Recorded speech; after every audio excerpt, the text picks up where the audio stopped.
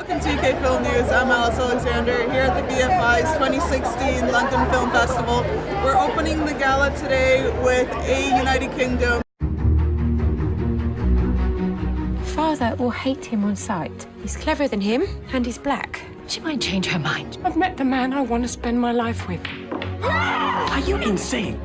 White, British, and she's a salesman's daughter. My grandfather was a king. I am his heir. I have a responsibility to return home to my people. I will never achieve anything worthwhile if I leave my heart here. So let us officially welcome you to the London Film Festival. Follow us for this week's films and next ones to come. Hi, nice to meet you. Nice to meet you too. Could you please tell us a little bit about how you got involved in the project and what was it about the story that you really wanted to tell? Well, I was doing a film with David Oyelowo called Red Tails, and he had got a copy of the book. He came and gave it to me. He said, I want to play this part more than anything. He was so passionate about it. I read the book that night and said, okay, we've got to do this. And it took us 6 years, but we were totally committed to making it. And, you know, it's always a struggle to get any film made, big or small. But it was just his passion, the story. And then once Amma got involved, our director, that was it. I mean, we were all committed. We got the cast quite quickly, and we were able to make this film within the space of a year. So it was a wonderful, incredible experience to go through. You mentioned that there were a little bit of financial difficulties in the beginning in getting her off the ground. What were the issues, and how did you guys overcome them? Well, we had to wait till David's star had risen, and finally, once he had done Selma, we were at a place where we knew that he was bankable for me, he was always bankable as an actor, but that's the kind of, you know, economic wackiness of raising money for a film. But once he finished Selma, we were on our way. Pathé came in, they were incredibly supportive, and then we just had to find somebody equal to him, and that was very easy. Once Rosamund read the script, she was on board immediately. Well, it's an amazing story. It definitely deserves. Have you seen the film? I have, yeah. This morning. Okay, it can be better. What was it like immersing yourself can you please tell us what do you hope the audience takes away from the film? That love can conquer all. I mean, the thing is, they had a whole empire against them. They had all the countries of Southern Africa against them, and somehow they managed to stay in love, hold it together for 10 years, and then create this extraordinary democracy. So for me, that's the real essence. You know, I love the political aspect of it because it's fascinating, because you can't believe, you know, what they had to go through. But that's the power of love, you know. You realize that there are real people Love behind trumps hate. Very good. And finally, what does it mean for you to be opening the film festival this year? It's a really big deal. I mean, I've spent most of my life, I haven't made that many films in the United States. Most of them have been out of here, out of London, and it's a great honor, and it's a great honor for Amma and the cast, you know, to have a black woman be able to open up the London Film Festival. It's finally time, and nobody deserves it more than she does. Well, thank you very much for talking to us. Thanks. How did you get involved in the film, and what was it that spoke to you about this film? I mean, I auditioned for it.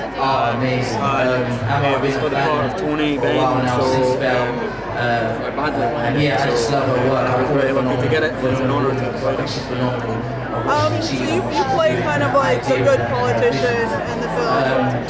How did you prepare for the role? Did you spend a lot of time with Elizabeth and just kind of studying? I didn't spend any time with him. I didn't have very long before we started. I wanted to try and give my interpretation of him, the guy that was on the page, and as long as someone in the film calls him Tony Ben, that's enough, you know. I can't go on there and try and play Tony Ben, you know, because so I just played a guy. I played the guy on the page, a guy fighting unfairness, and hopefully I've got a little bit of it. The genuineness definitely came through. What does it mean for you to be opening the film festival gala? I think it's fantastic. I've never been, so it's great fun. And what do you hope the audience takes away from the film? I just hope they remember it. Really, I hope they remember it, and you know, it keeps tabs on the British, the history of this country. It keeps tabs. You know, when we're told it's all brilliant, we were fantastic, we were, you know, we ran the world and all that kind of rubbish. It's good. It keeps tabs on it. It keeps it realistic about what the British government didn't do. Well, thank you very much. What is it that keeps you coming back? Nice to meet you. Can you please tell us a bit about how you got involved in the role and what spoke to you about this story in particular? Well, I read the script not knowing anything about the story, so yeah, I was amazed and shocked to about what frequency so yeah, amazed by the true story and won over by the script as well. Wanted very much to pass to life. Do you feel like it's more of a love story, a political struggle, or a little bit of both? I mean, it's undeniably it's a bit of both. I think at its core it is a love story, and I think that's what people can come to the cinema and really enjoy. But it is set against this true, unbelievable story that really did change our politics and their time. We sort of owe a lot to them for their bravery. From the time you spent in Botswana, I know it wasn't as much as the other cast, It was but how actually none at all. I hate to break to you, none at all. I was in rainy old London and really a bit in Prague. But we were not in Botswana, so I never met with that group. well, hearing the horror stories that they faced with that you were... I know, but no, I craved it. I would have loved to. But no, I heard a lot about how hot it was. So yeah. What does it mean for you to be opening the gala for the film festival? I'm delighted. So yeah, the longer I spend on this topic, the weirder it more surreal it becomes. Because it's a big deal. Well, welcome and thank you so much for talking to us. Thank you.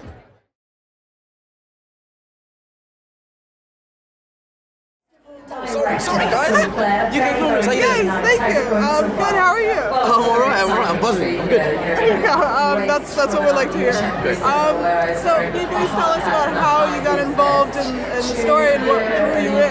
How I got involved in this project. I mean, I met Amma probably about a year ago, and I met her in the States. I did a film called The Good Light. It starred myself and Lisa. It was my first international film. And I met her on the press tour in the States, you know, going from different state to state. And I met her at the NAACP Awards. And we just started talking. At the time, she hadn't seen my movie, but we just had so much in common. She was from a local area near me. I was in Granger, a TV show back in the day, so was she, different times though. And she was such a cool person, and she told me about the project. And she said, when the time's right, I'll call you. She called me, I came in, and a year and a half later, we're here. So, yeah. Amazing. Her and David were quite passionate about the story itself. How did you prepare? Did you do any research? Yeah. I can understand it's a bit difficult with history being a bit biased. Yeah, I mean, you know, exactly what you said, and I've always dreamt of roles that, you know, need you to do some research. That, you know, a lot of roles I've done are a bit stereotypical, black male, sort of gangster, but you know what I mean? And that's why I love roles like this, because you can do research about your character. You know, roles where you may have to alter your body or, you know, accent, speech, amazing, you know? And to be able to tell a true story like this, and a period drama. You know, as a black actor, I've never done a period drama. You know, sometimes I feel like it's like they feel like black people didn't exist those times. So the fact that I'm a part of a period drama is amazing. And I love dressing up as well, so that's all. Well, dressing up is always fun. Exactly. I love your super. Thank you very much. Thank you. You mentioned the accent. How difficult was it to nail down that accent? Do you know what it is? It is difficult. People assume that because you're an African guy, you can just do all African accents, which is not. It's not. And the character I played, George, you know, he's Kenyan, so they have a softer sort of melodic sort of tone, which I had to learn as well. But yeah, it was great. It was fun. Okay, and what was it like shooting? We've been talking about the heat and the elements and the way the cast dealt with it. How did you deal with it? Well, unfortunately, I didn't get to go to the Botswana section. I was filming in London. Oh my god! Which was sunny, by the way. Yeah, unfortunately, I didn't get to go to Botswana. My character doesn't go there in the film, so I didn't get to sample that sun. Well, what does it mean for you to be opening the film festival this year? It's a blessing.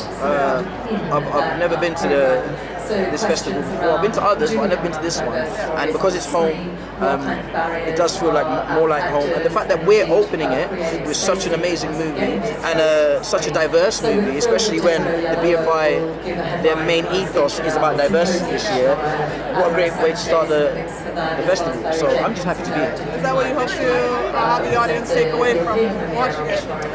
What diversity? Diversity. Yeah, 100%. Mainly, I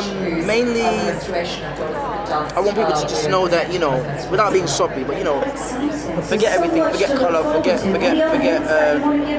everything. You know, love conquers everything. You know, love is colourless, love is colourblind. So you know, why should people even think about it? So if anything, just take away that, you know, love is colourblind and love conquers all. It's a beautiful theme rippled throughout the film. So thank you so much for joining us. Thank you very much. Thank you.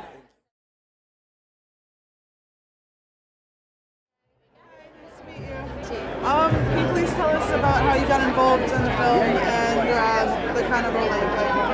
I got involved in the film from its kind of beginning simply by being married to David Oyelowo, who was approached by two producers to be a part of the film before there was ever a script.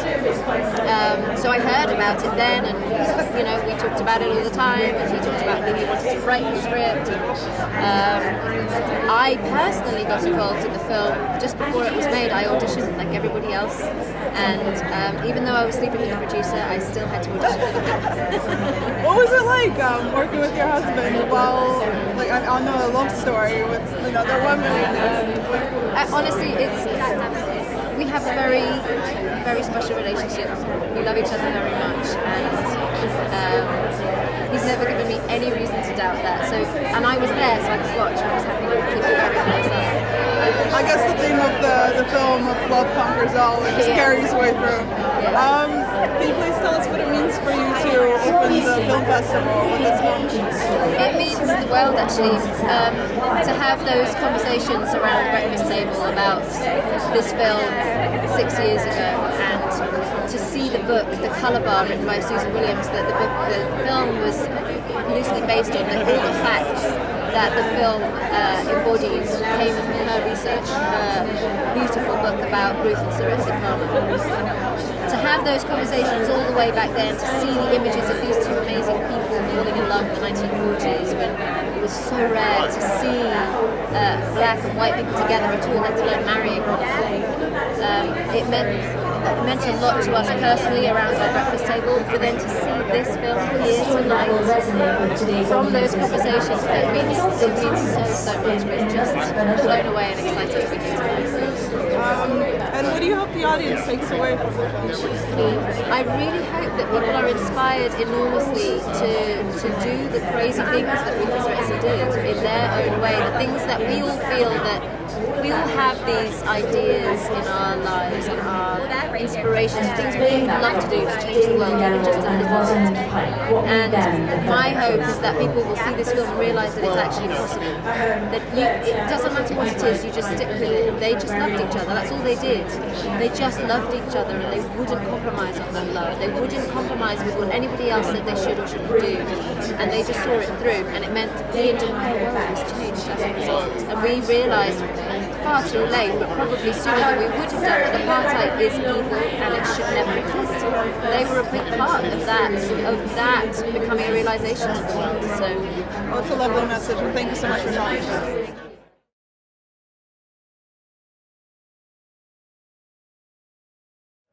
I think, you know, we need to be able to see the mistakes we made in the past in order to progress and hopefully not make them again in the future. But, you know, in terms of this historical figure and these two people as a couple. I just love the fact that at the end of the day, it was something as simple as love that helped them overcome these insurmountable odds. It wasn't oratory, it wasn't politicking, it wasn't any of that. It was the unity of these two people.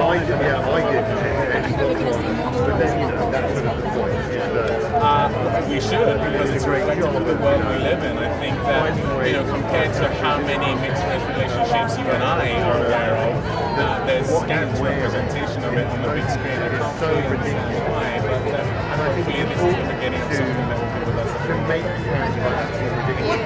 What struggles did you guys face in portraying the story accurately and paying the respects that it actually deserves? Something that we had to overcome was there was a real pressure to shoot the film in South Africa because South Africa has more of an infrastructure for filmmaking and a great tax break, but I just felt it had to be shot in Botswana, and we made it happen. And what does it mean for your film to be opening the film festival today? It's a huge honor. I mean, a huge honor. This is one of the biggest festivals in the world. I'm from London. I've walked through this so many times as a student with no money. I'm just, eating fries and wondering if I'll ever get to be an actor. So to be here tonight is really amazing. Thank you so much for bringing it in.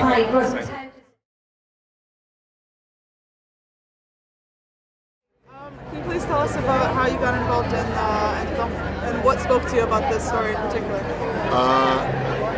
How did I get involved with the film? I was sent it and asked to be in it, and what drew me to it was the fact that it's an unbelievable story were it fiction, and it's an even more unbelievable story because it's true. And I think had we solved the problem of intolerance at this point, then I wouldn't have been that interested. But clearly we've got a long way to go.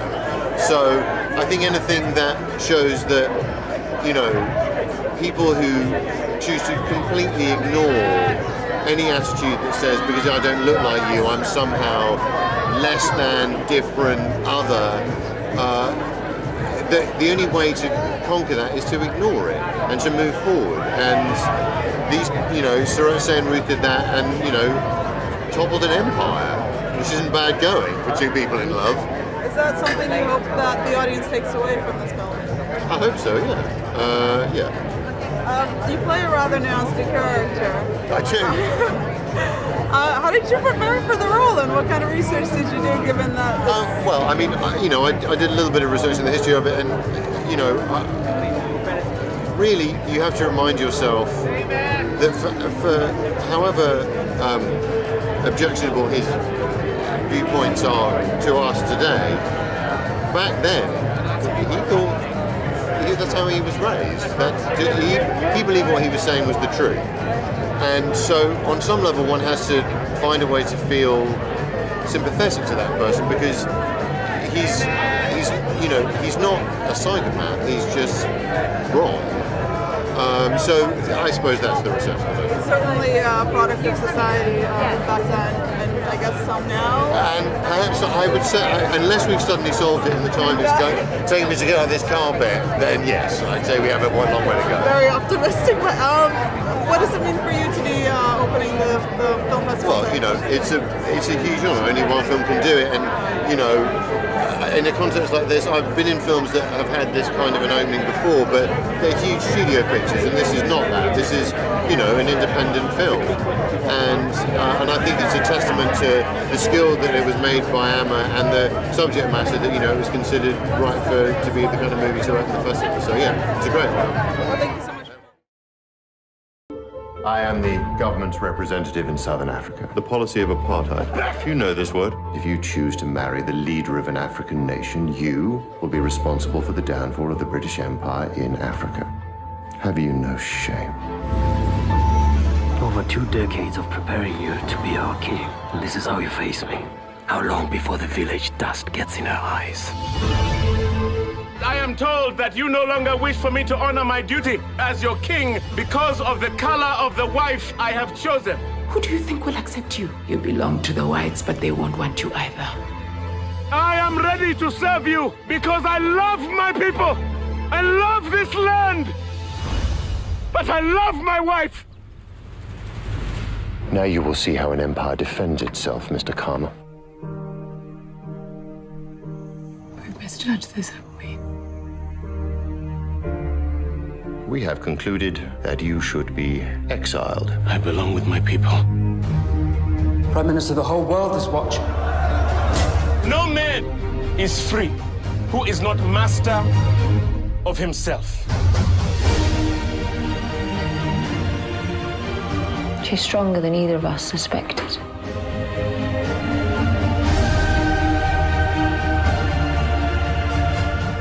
It is time for us to create a new nation. For us to be the masters of our own fate. It is time! Did I ever tell you I didn't just marry you for your good looks? Liar.